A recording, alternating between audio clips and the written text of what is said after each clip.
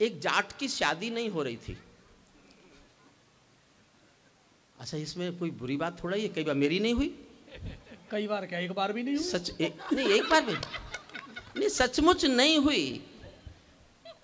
एक तो मैं जाट, दूसरे में कवि हो गया।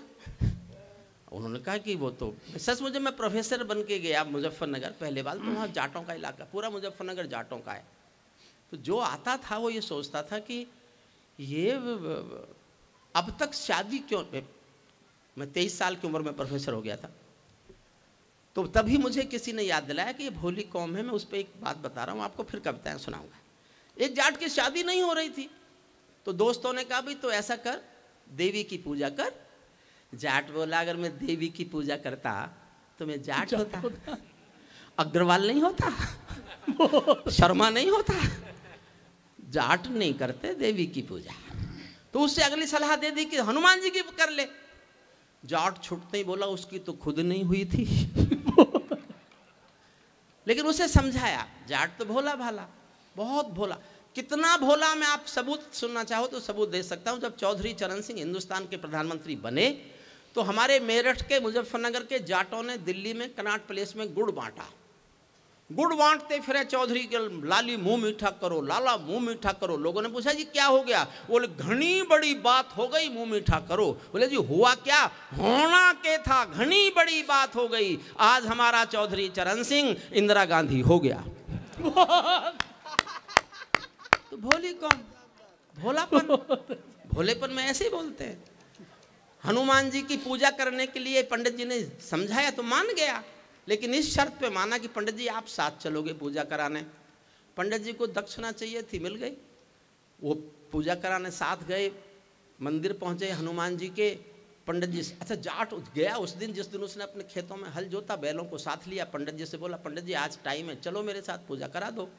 बैलों को लेके पंडित जी पहुंच गए जाट को हनुमान जी के मंदिर में।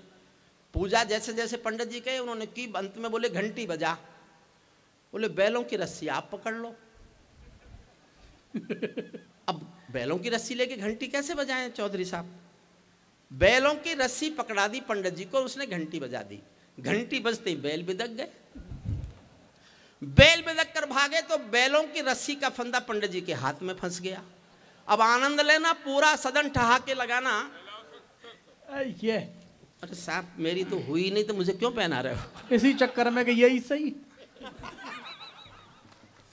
आनंद लेना साहब, आपको लगे जोरदार ठहाका आपके भीतर से आनंद प्रकट होता है तो पूरा सदन आनंद ले। मैं इनको इसलिए बता रहा हूं ये कि जो ये प्रभाव डाल गए बहुत अच्छा अच्छा पढ़ के, मैं इस प्रभाव को नष्ट करना चाहता हूं।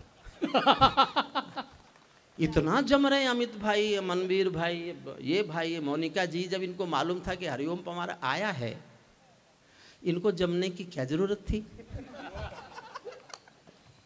बैलों की रस्सी पंडित जी के हाथ में फंस गई, घंटी बजाई तो बैल बिदक गए। बैल बिदक कर भागे तो पंडित जी फंसे हुए थे, हाथ में रस्सी बंधी हुई थी, पीछे पीछे पंडित जी भी भागे। अब आगे दृश्य ये है, दृश्य का आनंद लेना। आगे बैल भाग रहे हैं, पीछे पंडित जी भाग रहे हैं, उसके पीछे जाट भाग रहा है। रास्ते में देवी का मंदिर था।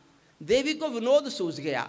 देवी बोली पंडित जी कहाँ भागे जा रहे हो सुबह सुबह? पंडित जी बोले देवी आज तक तूने बनियों का, ब्राह्मणों का ब्याह कराया होगा, जब किसी जाट का कराएगी ना तो पता चलेगा कितना भागना पड़ता है। बहुत अच्छे, बहुत अच्छे।